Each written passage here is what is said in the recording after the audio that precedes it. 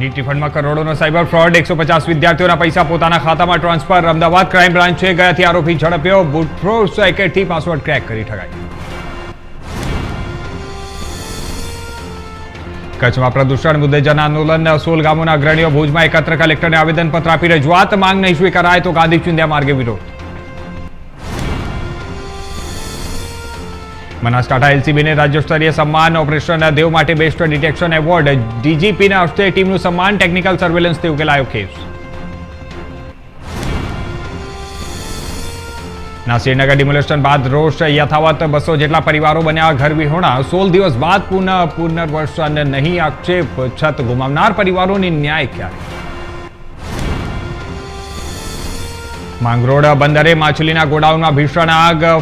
ફાઇબરના લાવા અને ભેષણા બળીને ખાક. આશરે ₹30 લાખનું નુકસાન. શોર્ટ સર્કિટથી આગ લાગવાની હોવાની આશંકા.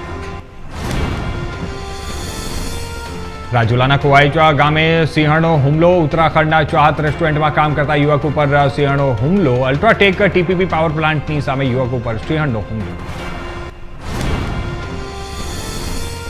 બાળ સંરક્ષણ ગૃહમાંથી ભાગેલા 7 બાળકો મળ્યા. હજુ 4 બાળક આરોપીઓ ફરાર. 16 વર્ષીય સગીર માસ્ટર માઇન્ડ હોવાનો ખોલ્યો. અધ્યક્ષ અને ગાર્ડનને શો કોઝ નોટિસ.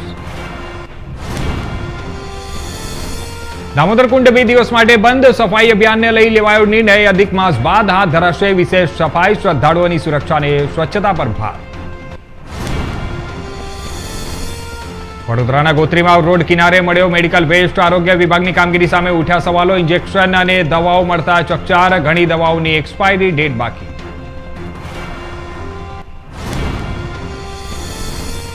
રાજકોટમાં 2 જૂથો વચ્ચે ફિલ્મી ઢબે મારામારી. ધોકા અને પથ્થરોથી જાહેરમાં હુમલો. 2 લોકો ગંભીર રીતે ઇજાગ્રસ્ત. પોલીસ ચોકી નજીક ગુંડાગર્દીથી સવાલો ઉભા.